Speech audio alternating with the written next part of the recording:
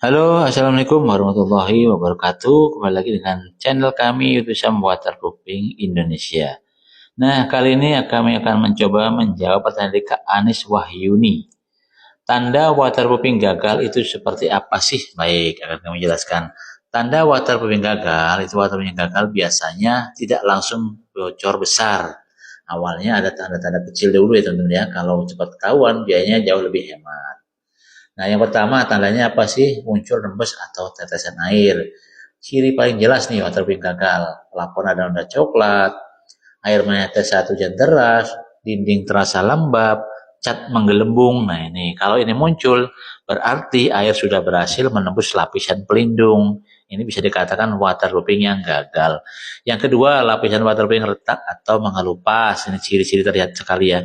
Di bagian atap, coating terlihat retak rambut, mengelupas seperti cat lama, ada gelembung udara, sambungan membran terbuka. Ini tanda umur material sudah habis atau pemasangannya kurang maksimal, gitu teman-teman ya. Tanda waterproofing gagal ini salah satunya seperti ini terlihatnya ya, ciri-cirinya.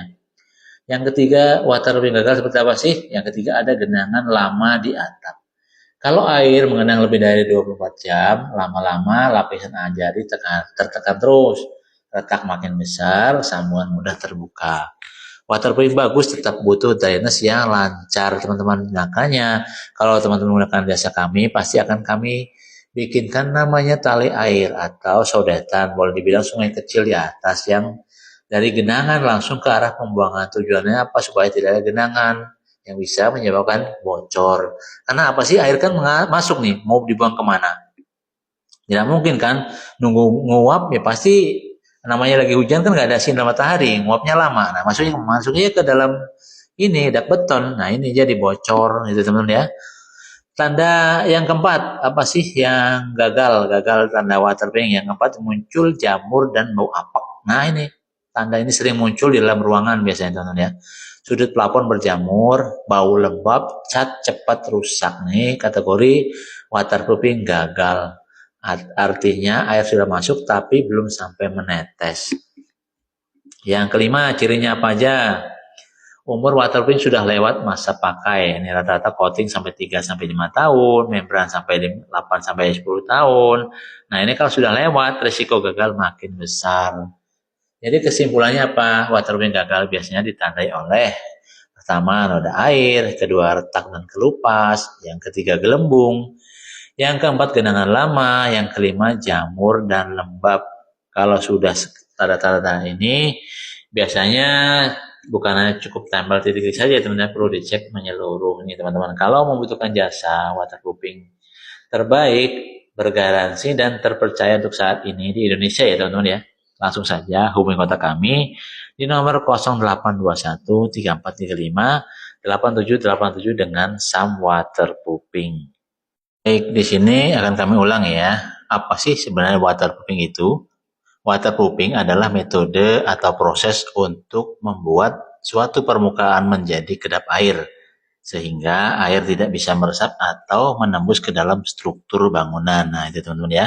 Biasanya waterproofing digunakan pada bagian bangunan yang sering terkena air atau hujan. Nih contoh nih area yang membutuhkan waterproofing. Biasanya itu dak beton atau atap beton ya teman-teman ya. Dinding gedung atau dinding rumah atau lain-lain lah ya.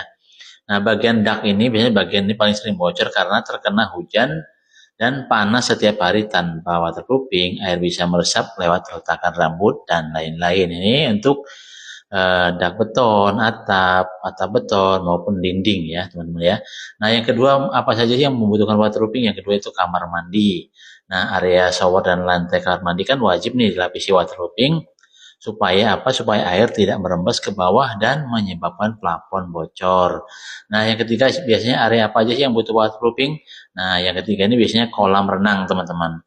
Jadi tanpa waterproofing, air kolam bisa meresap keluar dan menyebabkan keretakan struktur. Nah, itu dia ya. Jadi area mana aja yang perlu di waterproofing? Dak beton, atap beton, dinding, kubah, nah dan lain-lain ya, kamar mandi, kolam renang, atap dan lain-lain yang perlu di waterproofing. Nih jenis-jenis waterproofing umum nih yang digunakan apa aja sih? Nah, yang biasanya pertama coating atau membran cair diaplikasikan pada kuas atau roller diaplikasikan ya, coating. Yang kedua, membran bakar. Ini dibakar dan ditempelkan di permukaan beton.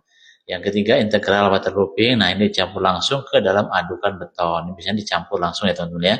Nah, yang keempat ini injeksi waterproofing. Nah, untuk mengatasi retakan yang sudah bocor. Nah, yang kelima ini dengan menggunakan aspal cair atau aspal emulsi ini terbaru itu yang kami gunakan.